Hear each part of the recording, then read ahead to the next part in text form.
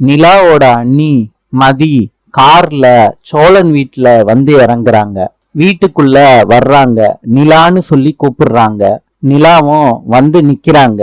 சந்தோஷமா அவங்க அண்ணிய சேர்ல உட்கார வைக்கிறாங்க. நிலா மதி சேர்ல உட்கார்ந்துட்டு சுத்தி பாக்குறாங்க. மனசுக்குள்ள நினைக்கிறாங்க, என்ன பாழடைஞ்ச பில்டிங் மாதிரி இருக்கு, இந்த இடத்துலயா நிலா இருக்கா? அதிர்ச்சியோட நிலாவை பாக்குறாங்க. நிலா கிட்ட கேக்குறாங்க, இங்க வாஷ்ரூம் யூஸ் பண்ணலாமா? இத கேட்ட உடனே நிலா வாங்க நீன்னு கூட்டிட்டு போறாங்க வாஷ்ரூமுக்கு. அவங்க அண்ணியும் வாஷ்ரூமுக்கு போறாங்க. அந்த ரூமுக்கு போன உடனே மதிக்கு ஒமட்டிக்கிட்டு வருது. கதவை சாத்திட்டு வேகமா வர்றாங்க. நிலா கேக்குறாங்க, என்ன நீ ஆச்சு? மதி எதுவும் சொல்லாம வெளியே வந்துடுறாங்க. நிலாவும் கூடவே போறாங்க. மதி சொல்றாங்க, நிலா நான் வீட்டுக்கு கிளம்புறேன் அப்படின்னு சொல்றாங்க. நிலா என்னாச்சு அண்ணின்னு கேக்குறாங்க.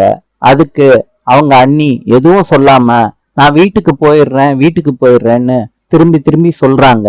அவங்க அண்ணி சொல்றத கேட்ட நிலா எதுவும் பேசாம நடந்து போயிடுறாங்க.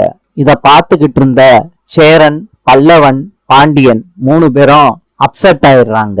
மதி கார்ல கிளம்புறப்ப சோழனை பாத்துடுறாங்க. சோழனை கூப்பிட்டு மதி பேசுறாங்க.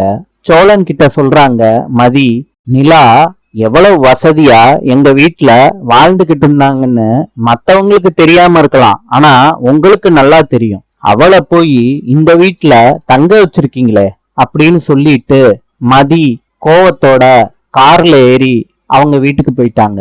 சோழன் எல்லாரும் சேர்ந்து இருக்கிறப்ப சொல்றாரு, எவ்வளவு செலவானாலும் பரவாயில்ல, நம்ம இந்த வீட்டுல பாத்ரூம கட்டுறோம்டா, எவ்வளவு செலவாகும்னு?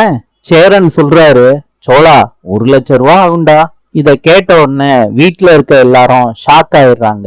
சோழன் சொல்றாரு, அண்ணே 1,00,000 ரூபாயா செலவாகும் அப்படின்னு சேரன் கிட்ட கேக்குறாரு.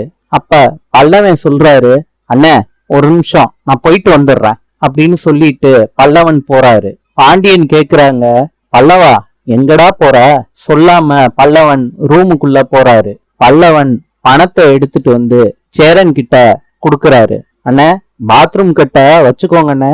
இத பார்த்த சோழன் பெருமையா நினைக்கிறாரு பல்லவனை பார்த்து. சோழன் சொல்றாரு, பல்லவா பாசத்துல நம்ம அண்ணனையே மிஞ்சிட்டியேடான்னு கட்டி பிடிச்சுக்கிறாரு பல்லவனை.